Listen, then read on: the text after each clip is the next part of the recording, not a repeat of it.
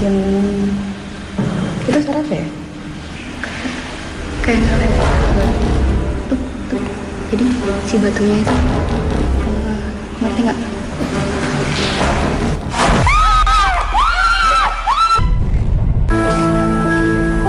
Jejak sejarah di kota Bandung seakan tak pernah habis dan selalu menarik untuk ditelusuri. Kali ini, Gua Belanda di kawasan Taman Hutan Raya Insinyur Haji Juanda Dago Pakar menjadi tujuan saya untuk lebih mengenal sisa-sisa peninggalan masa penjajahan. Tak tampak keangkeran dari goa yang dulu digunakan sebagai tempat penyimpanan senjata dan perlindungan alat komunikasi radio Belanda menjelang berkecamuknya Perang Dunia Pertama sekitar tahun 1918.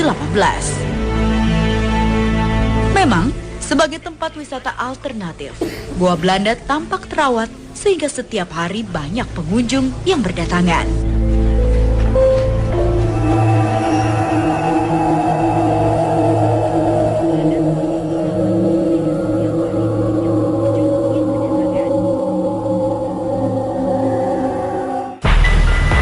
Ditemani Ica, sahabat saya, kami tertarik untuk menguak kisah di balik Goa Belanda yang belum banyak terungkap, tentu karena sejarahnya yang begitu panjang.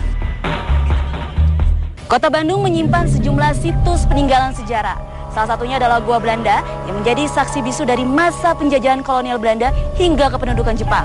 Bersama saya Nisha Sylvia dan Marisa akan mencoba menguak sejarah di balik situs ini. Gimana Cak, kamu udah siap belum?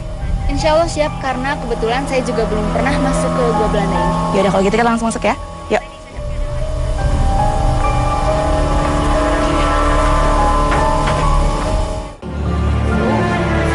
Lorong demi lorong kami susuri untuk melihat lebih dekat bangunan yang telah berusia ratusan tahun ini. Tembok Goa Belanda masih tampak sangat kokoh, sebagai bukti bahwa fungsi perlindungan sangat diutamakan saat awal pembangunannya. Namun, meski selintas tempat ini tidak menampakkan sesuatu yang ganjil, namun karena usia bangunan yang cukup tua, maka banyak peristiwa mengenaskan terjadi yang telah terekam dan menjadi saksi bisu masa-masa penjajahan hingga kemerdekaan. Konon ada cerita, saat pembangunan gua ini, banyak warga pribumi yang meninggal karena menjadi korban kerja paksa. Juga santer terdengar, salah satu ruang di dalam goa ini pernah digunakan sebagai tempat penyiksaan tahanan.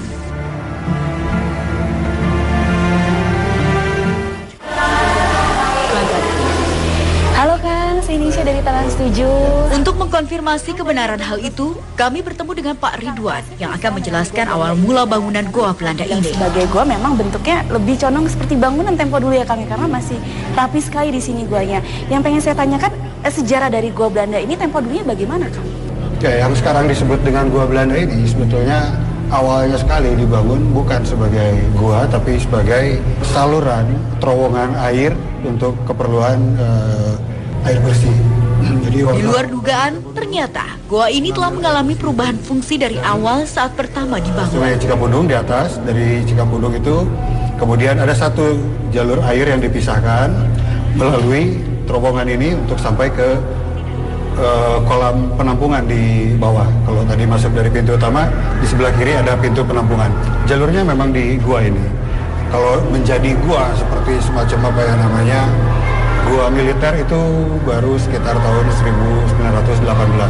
Nah Kang, ini kan sebelumnya ini adalah saluran air. Jadi sebelum menjadi bangunan seperti ini, saluran airnya itu berbentuk seperti apa?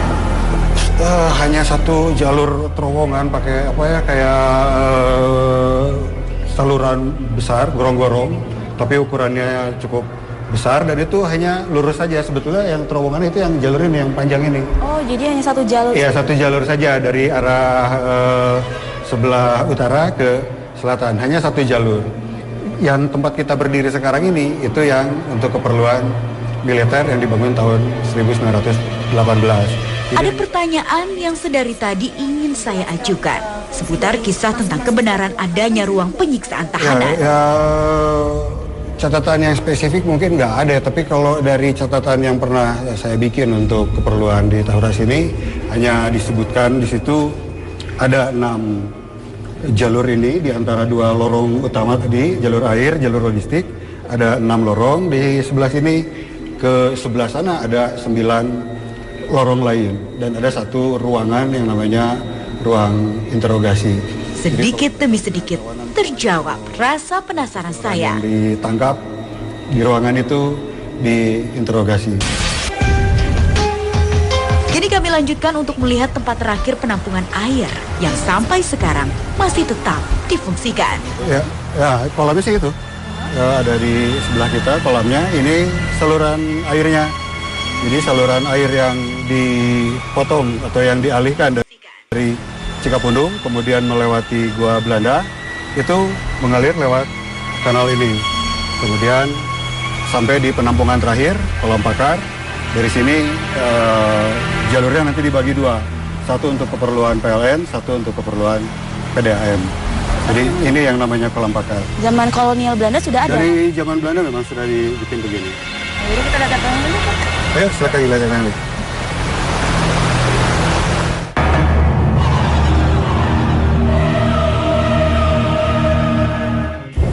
Saatnya saya menggali informasi berbeda melalui proses mediumisasi.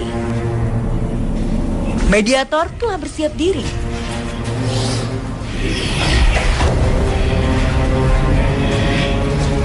Tak perlu waktu lama, mediator telah dikuasai kekuatan lain.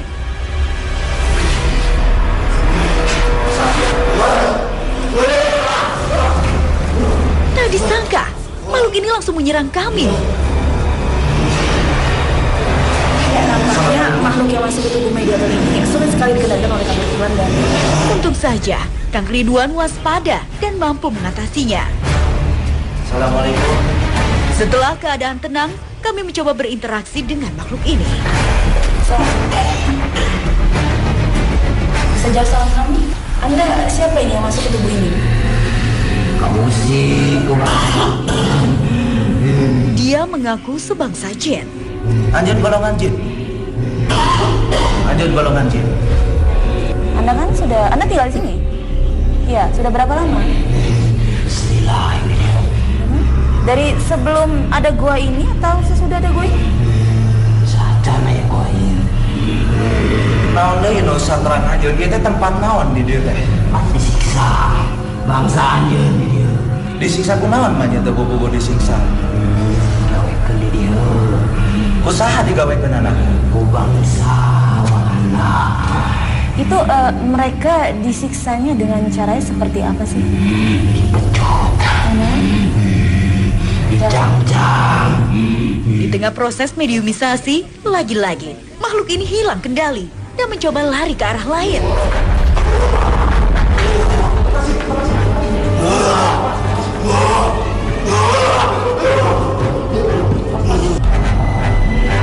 Kembali kami mencoba berkomunikasi dengan makhluk ini.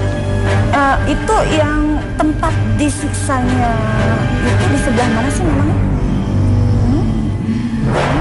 Ya ini tempat ini selain dijadikan tempat untuk disiksa, dijadikan tempat apa lagi? Penyumputan. Penyumputan dari apa? Dari serangan bangsa lain oge. Kunaon make nyumput di dieu?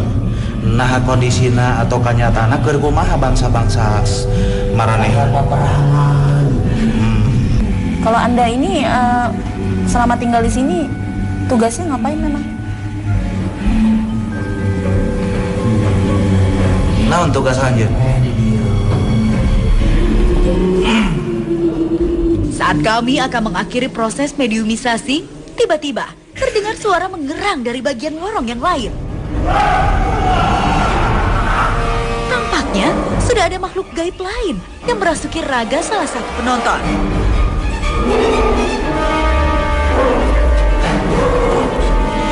Keadaan mulai tak terkendali. Ada apa ini? Tetap di dua dunia.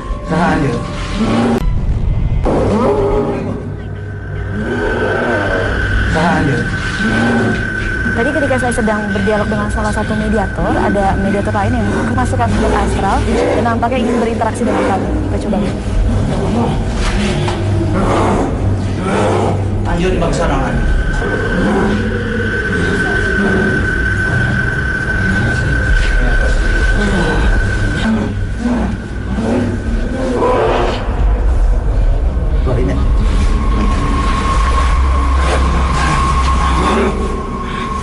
Ini sulit dikendalikan dan tidak bisa diajak berkomunikasi.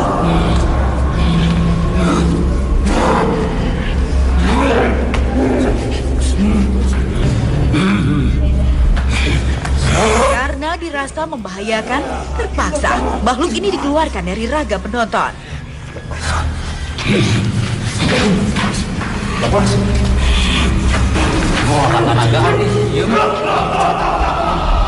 Kembali, kami dikejutkan oleh suara tertawa yang terdengar menggema di bagian lain dari lorong ini. Kondisi nampaknya makin sulit terkendali oleh kami karena makin banyak makhluk astral yang masuk ke tubuh mediator kami. Ada satu mediator yang telah dikendalikan kekuatan lain. Assalamualaikum.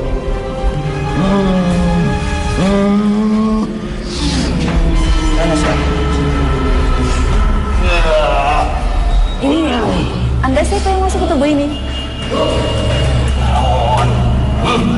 Anda memang tinggal di sini atau dari luar? Tinggal di sini? Kali ini, interaksi lebih mudah kami lakukan dengan makhluk yang telah memasuki tubuh mediator. Salah bangsa bule. Ya, bangsa dengan bangsa. Penting upaya. Berbagai pertanyaan pun langsung kami ajukan. Kumaha pais-pais nanti kumaha carana? Lah alaman ieu. Dah gawe. Itu kalau teu budak kita gawe naon? Nyari tempat teh. Tempat getih, bahe. Maksudnya Anda mengatakan seperti itu bagaimana? Ulah maman saukur nyaksian. Nyaksian naon? Bodona jelema bangsa manusia usarakahna. Paehna kunaon? Rupa-rupa. Iya, apa aja itu? Bagaimana caranya? Paehna aja teh kumaha? Dibencit mah, geus pupuh kalaparan mah. Terus eta teh nu parareh dipencit di kitu di kieu teh di kamanakeun teh dikubur apa? Dibiceun, agawir. Itu prosesnya di sebelah mana? Ada ruang khusus untuk melakukan Hayam itu kalau itu balau hanyir tidak. Ketika ini dijadikan tempat wisata, apa bangsa Anda merasa terganggu? merasa terganggu bagaimana? Merasa pusing. Dirasa cukup informasi yang diberikan, makhluk ini berpamitan pulang.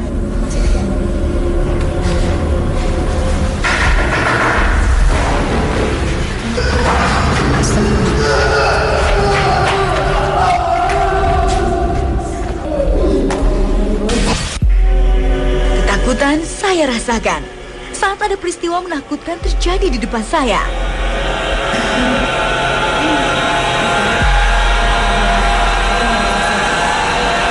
Penampakan sesosok bayangan dan cahaya menyilaukan hadir secara kasat mata.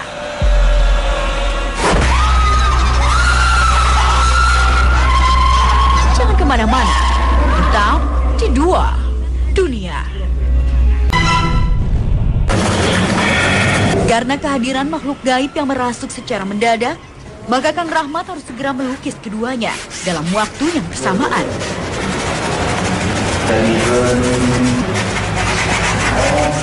Nah, Kang, kalau dilihat dari gambarnya ini tuh sosoknya seperti apa? Jadi saya lanjutkan untuk mengkonfirmasi wujud sebenarnya dari makhluk-makhluk tersebut. Sesosok genderuwo. Ya, genderuwo. Tapi memang agak menyerupai binatang atau manusia?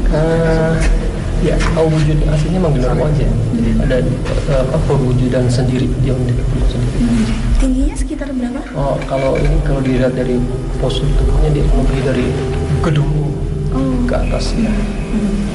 Ini ya dari atributnya ini mengeluarkan apa nih, Kang? Kayak semacam pajang atau bagaimana? Ini apa? Dia ada cairan ya dari mulutnya itu mengeluarkan cairan Seperti air liur gitu. air liur ya. Pada saat dia marah gitu, kelihatan sekali cahayanya gitu. Makanya dia kelihatan Warna merah itu. nggak terlalu merah juga sebetulnya. Dan kalau dilihat dari ininya dia lebih ke arah apa? Lebih ke atas gitu ya. Kayak ngambek nih. Kalau badannya memang berwarna hitam seperti ini. Iya. Berbulu tebal gitu. Dan kasar juga. Bulu kasar.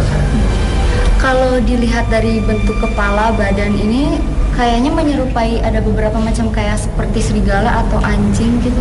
Jadi sebetulnya ini sosok apa? Jin ya, dia bisa berwujud apa aja. Dan ini salah satunya dia memakai wujud serigala ya, serigala anjing. Dan kita lihat moncongnya dengan mata yang tajam ya, merah sekali ya. Tapi memang dia berperilaku bisa seperti manusia, Kang. Ini sedang berdiri ya, Kang? Iya. Kalau tangannya itu lebih pendek sekali ya. Pendek sekali dengan kaki yang normal panjang ya, ke bawah. Kemudian dengan cakar apa? Cakar tangan. Panjang gitu. Nah, cakarnya dia kukunya ada tiga dengan apa merayap-rayap gitu ya. Kayak ya kalau diceritakan tuh nggak wajar lah. Kang Ridwan, sekarang kan kita sudah berada di... Keinginan untuk juga melihat adanya penampakan di tempat ini mendorong saya dan Ica untuk membuktikannya. di sini. Namun sebelumnya saya ingin tanya ke Kang Ridwan. Menurut Kang Ridwan sendiri, di sini tuh auranya seperti apa, Kang? Sebetulnya di sini auranya negatif ya. Nah, saya bisa untuk membuktikan keberadaan itu di sebelah mana nih, Kang? Mungkin nanti kita coba ke arah sana. Ke arah sana. Dan Kenapa Kang di sana, Kang? Lebih kuat atau bagaimana? jadi boleh dikatakan itu memang keluar masuknya lewat sana. Oh, gitu jadi ya. semacam seperti pintu ya, Kang? Betul, dan mudah-mudahan bisa diambil ya. Oke. Mampukah kami berdua melawan rasa takut yang akan kami rasakan?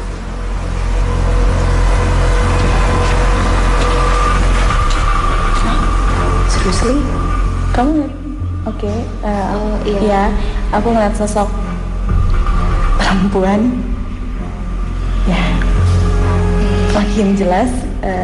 Cobaan pertama berhasil kami berdua lalui. Tadi ada. Iya kan? Lihat kan?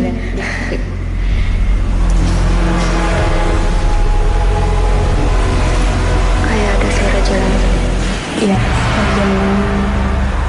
Itu suara apa ya?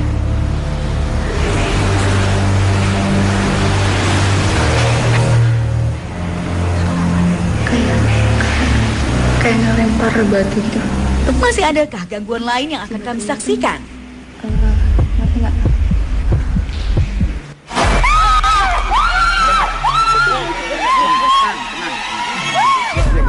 Nggak apa-apa. Kali ini kami tak sanggup menghadapinya.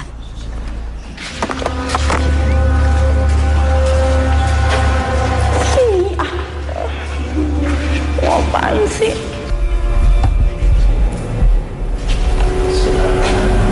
Ternyata ada benda pusaka yang diberikan makhluk gaib kepada kami. Benda apakah itu?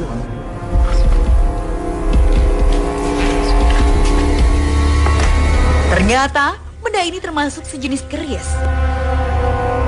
Kami mencoba mengkonfirmasi kepada Kang Ridwan. Kang Ridwan, tadi ketika kami membuktikan adanya keberadaan makhluk astral di sini, tiba-tiba ada semacam seperti ledakan kecil ya, Kang, ya. Dan tiba-tiba keluar nih benda pusaka seperti ini. Ini gimana, Kang, maksudnya, Kang? Jika ada sesuatu yang memang terpendam dan tidak mungkin manusia bisa menganalisa atau manusia mencoba untuk mendeteksi gitu ya, dan ya secara keilmuan mungkin ya, agar diambil dan ditempatkan di tempat di mana kita berdiri ya. Dan itu sosok yang mengantarkan itu seperti perempuan gitu ya. Apa tadi bisa terlihat? Ya, tadi juga sempat terlihat sih sama kita ya, di cahaya, sempat terlihat kayak sosok perempuan, tapi mungkin belum terlalu jelas banget, tapi dia lebih tinggi dari kita sih.